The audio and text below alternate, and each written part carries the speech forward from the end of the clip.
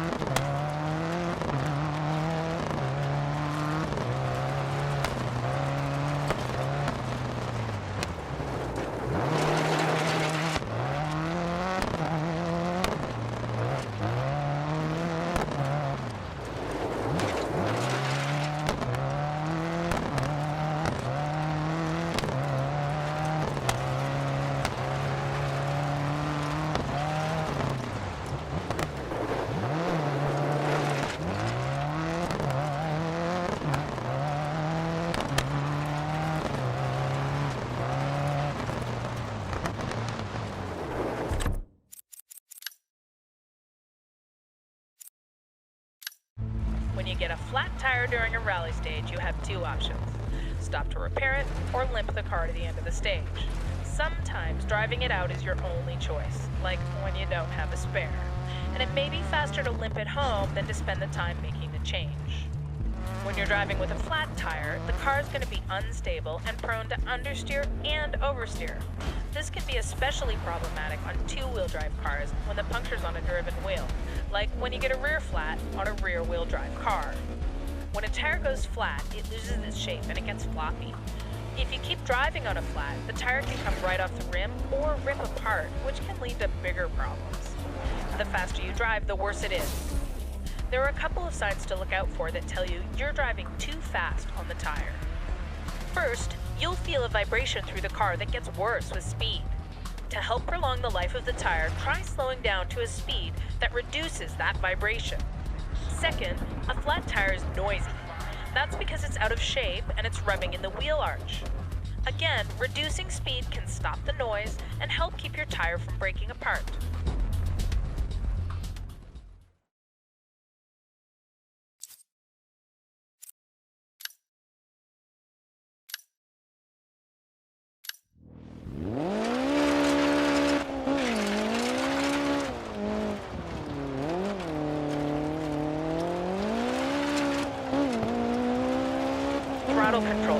super important, especially for rear-wheel drive vehicles like this one. When accelerating out of tight turns, use partial throttle to limit oversteer and try to avoid mashing the gas until you've straightened out. Through long, fast corners, use as much gas as possible to keep your speed up, but back off to control slides when they happen. Once you're confident, apply more gas to find the car's limits and get faster.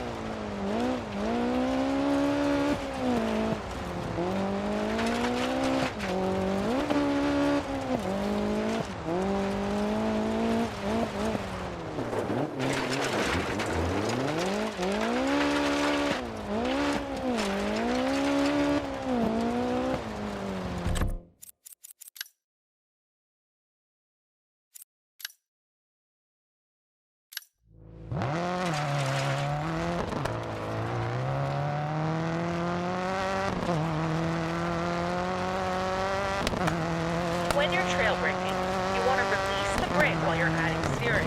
That shifts the weight forward, allowing you to take the turn and speed. Learning to manage weight transfer will help you with more advanced techniques, like the pendulum turn. Trail braking can be a necessity if there's not enough time to brake in a straight line.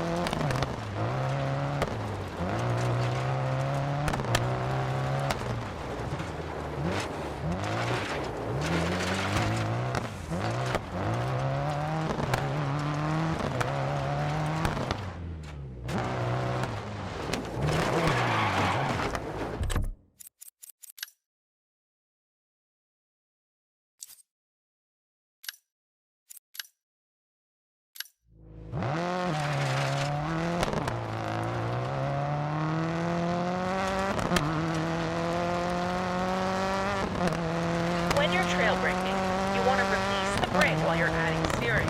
That shifts the weight forward, allowing you to take the turn and speed. Learning to manage weight transfer will help you with more advanced techniques, like the pendulum turn. Trail braking can be a necessity if there's not enough time to brake in a straight line.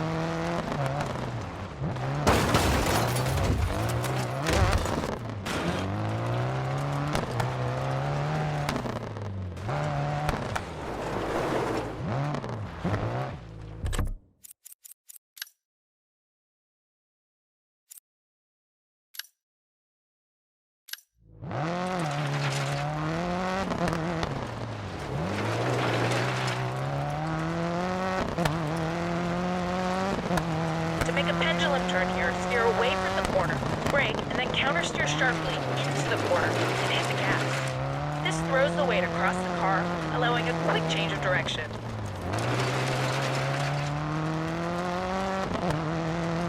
Use this technique to link corners at speed. For very tight corners, you can combine a pendulum turn with a quick hit on the handbrake at the apex to tighten the line.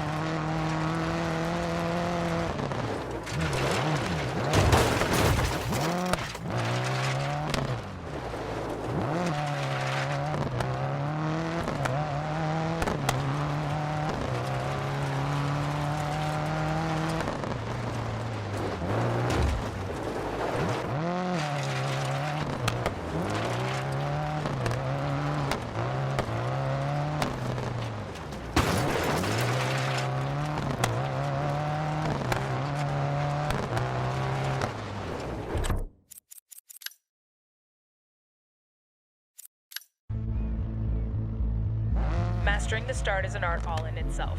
In rally, it's not uncommon for drivers to be separated by 1/10 of a second at the end of a stage, so a good start could be the difference between winning and losing. In rallycross and land rush, a fast start is even more important. If you get out front first, you'll be clear of the rest of the cars when they hit the first corner together. Turning off the automatic starts assist gives you more control on the start. For manual starts, you need to hold the handbrake while you build up your engine revs, then release it when it's time to go. By default, the clutch works automatically, so there's usually a fraction of a second delay between the time you release the handbrake and when the clutch engages. Through experience, you're going to be able to anticipate this delay and release slightly before go time, giving you a faster start off the line. You need to be confident in your ability to anticipate, though, or you're going to get a penalty for jumping the start. Enabling the manual clutch gives you total control over when you engage the clutch. With practice, this is the fastest way to start, because you're going to be able to time it exactly right. But you need to be more aware of the surface you're on, because each one calls for a slightly different technique. Dry gravel requires the least precision. Dumping the clutch spins the wheels, digging you into the ground where you should find traction right away. Wet conditions can be a little tricky because you might find mud under your wheels that doesn't offer much grip, so you want